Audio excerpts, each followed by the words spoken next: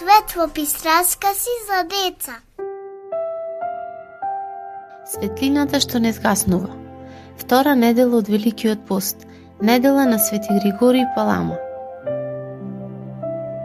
Црквата е тивка, свеќите светат меко како мали звезди.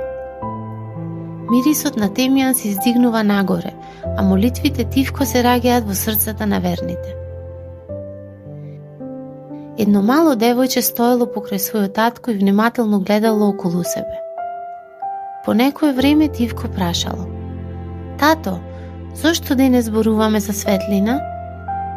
Таткото се насмевнал и нежно ја погледнал својата ќерка. "Денес ја славиме неделата на Свети Григорий Палама. Тој не учи дека Божјата светлина никогаш не згаснува." И така започнува една стара приказна. Пред многу векови во големиот царски град Константинопол живеело едно добро и умно момче.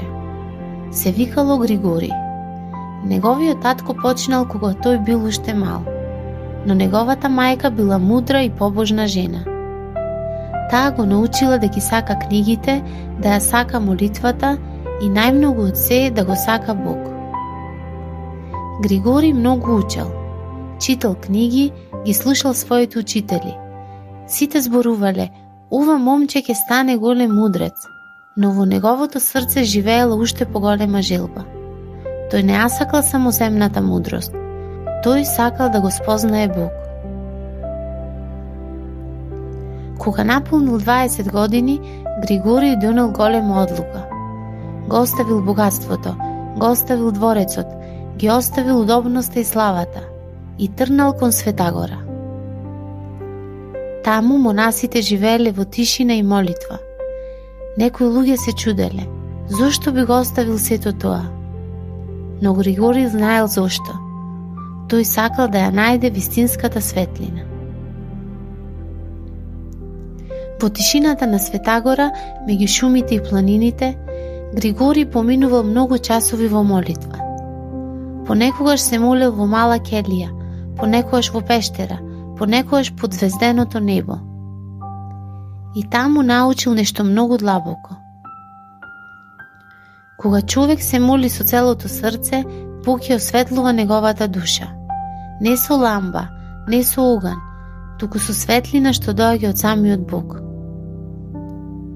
Тоа е истата светлина што засветила околу Христос на гората Тавор. Но не сите верувале во тоа. Еден учен човек рекол: "Таа светлина не постои, тоа е само приказна." Тогаш Григорий станал и смирено одговорил: "Божјата светлина не е создадена, таа е вистинска, таа е Божја благодат што ја осветлува душата на човек." И на крајот вистината победила. Таткото повторно ја погледнал својата ќерка. Затоа, чедо мое, Свети Григорий не научил на нешто многу важно. Бог не е далеку, Бог не е само во книгите, Бог не е само на небото, Бог може да свети во твоето срце. Кога простуваш, кога си мирна, кога се молиш, кога правиш добро, тогаш Божјата светлина тивко се раѓа во душата. Тогаш девојчето ги затворило очите и тивко се помолило. Божјата светлина не е обична светлина што се гледа со очите. Тоа е светлината на Божјата благодат, истата онаа светлина што засветила околу Христос на гората Тавор. Свети Григорий не научил дека таа светлина Бог им ја дарува на оние што се молат со чисто срце. Кога човек се моли, кога простува, кога живее во љубов и мир, тогаш Божјата благодат тивко ја осветлува неговата душа. И така човекот станува мал светилник, што ја носи Божјата светлина во светот. По молитвите на Свети Григорий Палама, Бог да не помилува и спаси. Амин.